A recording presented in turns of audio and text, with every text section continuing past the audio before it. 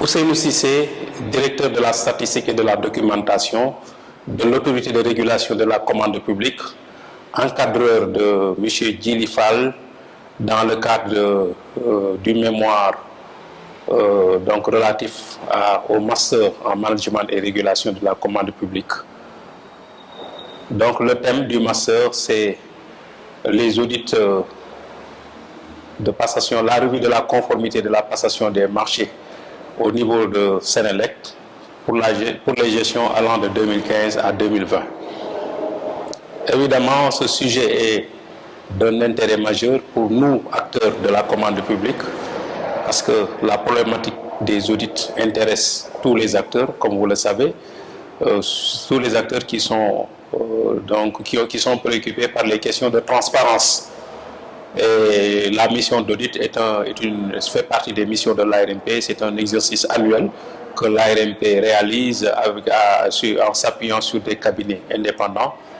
Et les audits visent à vérifier la conformité des procédures de passation des marchés au niveau des différentes autorités contractantes. Et l'exploitation de ces rapports souvent révèle des dysfonctionnements, des non-conformités, et c'est toujours important de les relever pour pouvoir proposer des mesures correctives.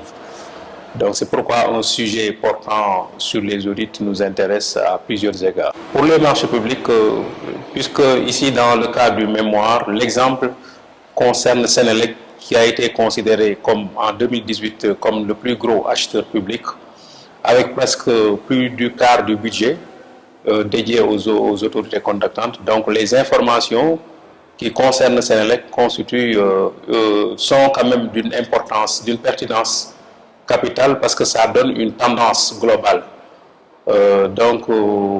C'est important d'avoir le feedback au niveau de Sénélec, et je crois que sur la base des constats relevés au niveau de Sénélec, on peut dégager une tendance. Et globalement, nous constatons que le travail, dans le cadre de son mémoire, M. Fall, Djili Fall, donc, a mis l'accent sur les dysfonctionnements qui reviennent de façon récurrente, aussi bien pour Sénélec que pour toutes les autorités contractantes, suivant les différentes étapes de la procédure, aussi bien à la phase passation qu'à la phase exécution, mais également l'impétrant donc s'est projeté dans l'analyse des recommandations faites par les auditeurs. Il faut peut-être préciser d'ailleurs que le travail a été entamé avant même l'entrée en vigueur du nouveau décret portant Code des marchés publics.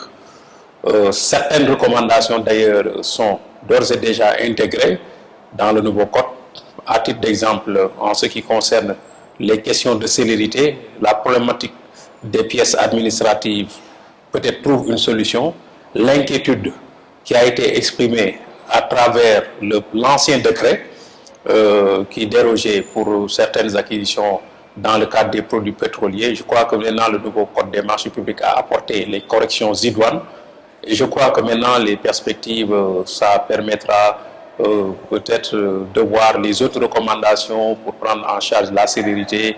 Par exemple, l'impérieuse nécessité de dématérialiser les procédures, c'est une perspective qui peut être retenue pour plus d'efficacité dans le déroulement des procédures. Bon, pour appliquer ces recommandations, il faut s'en tenir aux recommandations des auditeurs qui, dans le cadre de leur mission, essaient chaque fois de vérifier le respect des recommandations antérieurement formulées. Donc vraiment, il y a une stratégie de suivi, et le travail de M. Djili Fall fait partie donc de ce dispositif, de tous ces éléments, de tous ces axes qui sont mis en avant pour améliorer davantage la stratégie préconisée pour suivre les recommandations issues des rapports d'audit, pour améliorer davantage la sincérité et l'intégrité des procédures de passation de marché.